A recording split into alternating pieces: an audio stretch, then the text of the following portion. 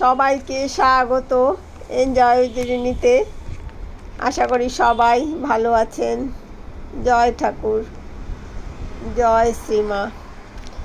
শ্রীরামকৃষ্ণ তার সহধর্মিণীর স্বরূপ জানতেন বলেই শ্রীমায়ের সঙ্গে তার দৈনন্দিন ব্যবহারেও খুবই সম্ভ্রম প্রকাশ পেত। তার মনে কোনোভাবে বিন্দুমাত্র আঘাতও দিতে চাইতেন না। দক্ষিণেশ্বরে শ্রীরামকৃষ্ণের কাছে অনেক ফল মিষ্টি আসত, আর শ্রীরামকৃষ্ণ ওইসব নহবতে শ্রীমায়ের কাছে পাঠিয়ে দিতেন। শ্রীমা সবই মুক্ত হস্তে বিলিয়ে দিতেন। একদিন শ্রীরামকৃষ্ণ একটু অনুযোগের সুরে বলেছিলেন, এত খরচ করলে কিভাবে চলবে? ওই কথা শুনে শ্রীমাকে নীরবে চলে যেতে দেখে শ্রীরামকৃষ্ণ বিশেষ বিচলিত হয়ে পড়লেন।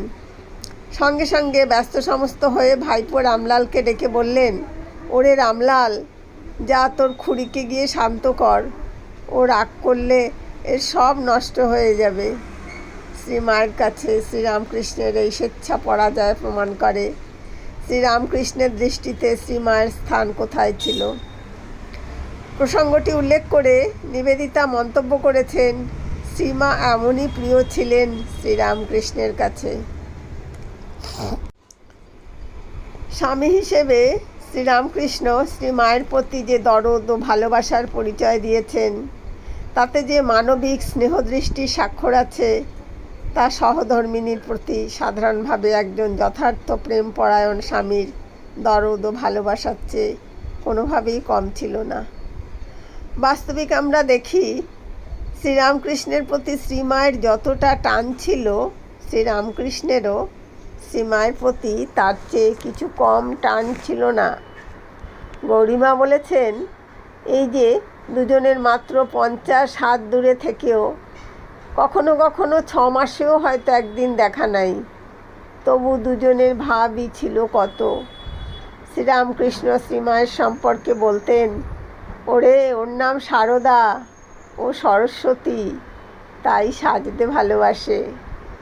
তাই হৃদয়কে একবার বলেছিলেন, দেখ তো তোর সিন্ধুকে কত টাকা আছে, ওকে ভালো করে 2 ছড়া তাবিজ গড়িয়ে দে। এ সম্পর্কে শ্রীমায়ের মন্তব্য, তখন তার অসুখ, তবুও আমায় 300 টাকা দিয়ে তাবিজ গড়িয়ে দেওয়ালেন। যিনি নিজে টাকা কড়ি ছুঁতেই পারতেন না, শ্রীমাকে ঠাকুরের ডায়মন্ড কাটা সোনার বালা গড়িয়ে দেওয়ার কথা আগেই উল্লিখিত হয়েছে। একবার শ্রীমা বলেছিলেন, দক্ষিণেশ্বরে থাকতে একদিন আমি রঙ্গন ফুল আর জুঁই ফুল দিয়ে 7 লহর গড়ে মালা গেঁথেছি। বিকেলবেলা গেঁথে পাথরের বাটিতে জল দিয়ে রাখতেই কুড়িগুলি সব ফুটে উঠল। মাকে পরাতে পাঠিয়ে দিলুম। গয়না খুলে মাকে ফুলের মালা পরানো হয়েছে। এমন সময় ঠাকুর মাকে দেখতে গিয়েছেন।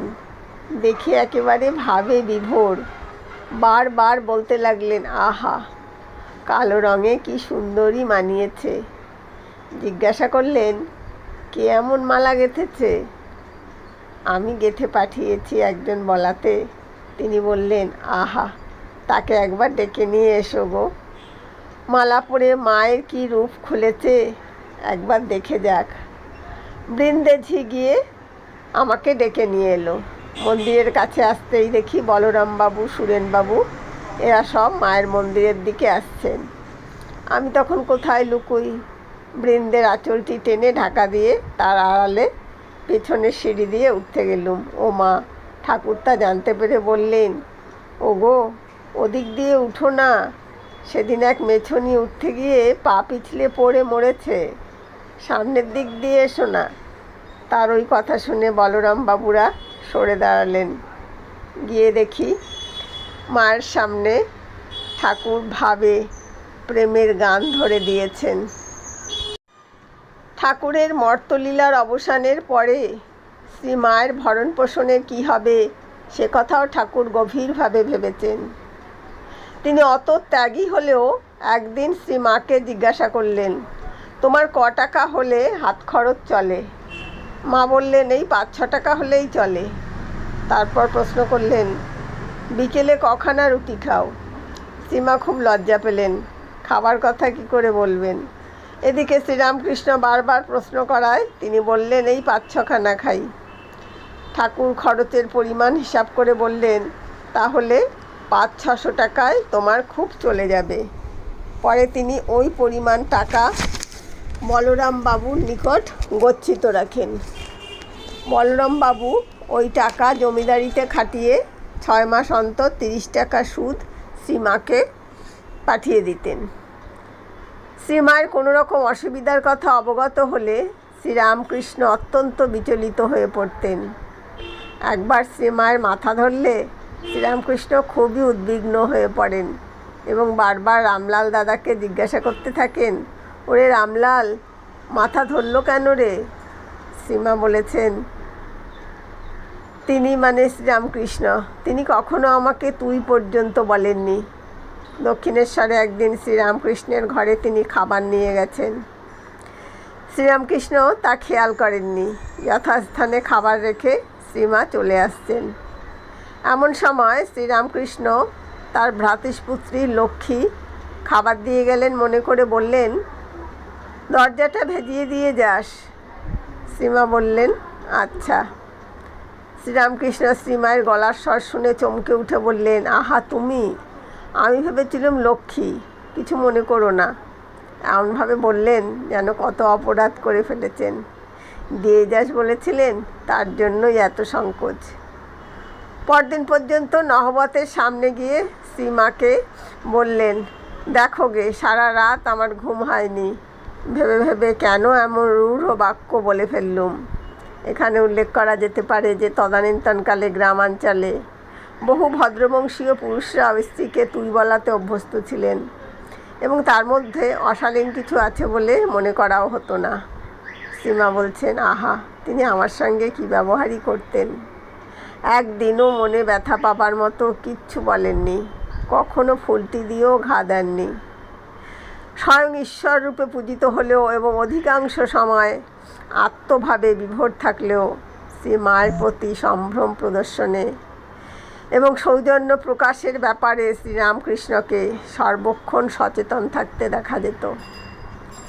সারদা দেবী তাই বলতেন, ঠাকুর, যার পরনের কাপড় ঠিক থাকতো না, তারই আমার জন্য কত চিন্তা।